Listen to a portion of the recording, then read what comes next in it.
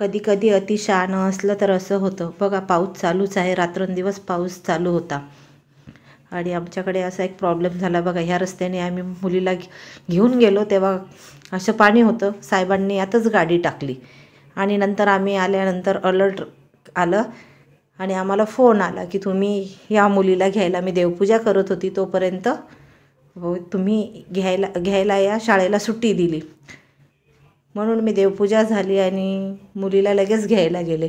पण साहेबांनी गाडी पाण्यामध्ये टाकून ठेवलेली, म्हणजे घेऊन गेलेलो आम्ही, तिला सोडलं आणि परत आलो आणि गाडी उभी करून ठेवलेली आम्ही. आणि 2-4 दिवस रात्रभर पाऊस होता, त्याच्यामुळे तिथे पाणी साचलेलं. पण अगोदर त्या लोकांनी अलर्ट नाही केलं. गुडघ्याच्या खाली पाणी होतं आणि साहेबांनी तशीच गाडी टाकली. आणि नंतर मग आम्ही तिला घ्यायला गेलो, जायला लागलो तर गाडीच चालू होत नव्हती. कारण त्यात पाणी गेलं असेल की काय, त्याच्यामुळे मग काय करणार. स्कूलमधनं मेसेज आलेला. मग मी अर्ध्या रस्त्यात रिक्षा केली आणि स्कूलमधनं मग 1 to 4 पावसात चालू आहे माझं चालणं. म्हणून कधी कधी गाडी असून पण उपयोग होत नाही. आपण जास्त म्हणजे नको तिथे काहीतरी आपलं करायला गेलं की असं होतं. कदाचित तेव्हा पाण्यात गाडी टाकली नसती तर इंजिनमध्ये पाणी गेलं नसतं आणि मला तिला पायी जाऊन घेऊन यायची वेळ नाही.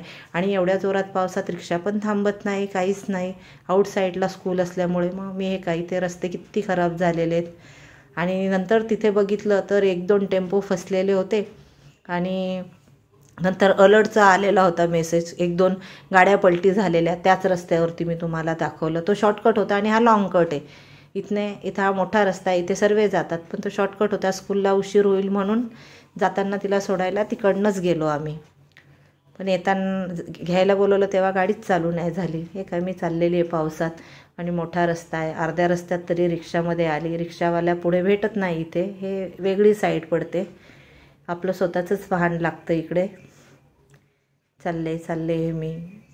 आणि स्कूलमध्ये तर सांगितलं गेलं की बाबा डायरेक्ट क्लासमध्येच यायचं, कारण मग मुलं कुणासोबत पण जातात म्हणून त्यांनी हे सांगितलं. आणि पॅरेंट्स जर घ्यायला सोडायला येत असतील तर पॅरेंट्स आल्याशिवाय आम्ही सोडणार नाही. त्याच्यामुळे मग पॅरेंट्सला स्वतः जावं लागतं. नाहीतर आमच्या बिल्डिंगमधले पण भरपूर, आता मी स्कूलमध्ये पोचलेली आहे, तुम्ही बघू शकतात. मी बाहेरच आहे आणि थोडं थकून गेली होती म्हणून मी सिक्युरिटीजवळच उभी राहिली आणि टीचरला फोन केला की तिला सोडून द्या. तर ते बोलले की अरे आम्ही सोडत नाही, तुम्ही कुठे आहे? अरे म्हटलं बाबा मी गेटमध्ये उभी आहे, कारण चालून थकलेली होती. मग म्हटले बरं मी पाठवतो.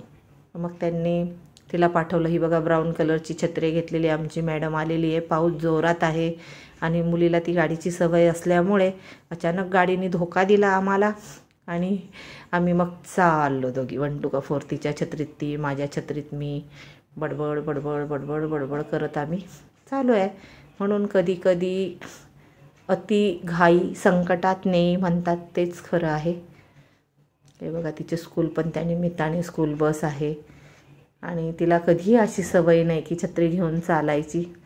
तोपर्यंत आहोंनी मग गॅरेजवाल्याला बोलवलं आणि आम्ही गेल्यानंतर एक 10 मिनिटात आमची गाडी चालू झाली. त्यांनी त्याची काहीतरी आणलं होतं तिकडनं, गेअरच पडत नव्हता. मग त्याने काहीतरी केलं आणि मग तो गाडी घेऊन गेला तिकडे आणि अर्ध्या तासामध्ये गाडी आम्हाला आणून दिली. पण आम्ही त्या वेळेपर्यंत पोचून गेलेलो होतो घरी. आम्ही गेल्यानंतर अर्ध्या तासाने गाडी घरी आली.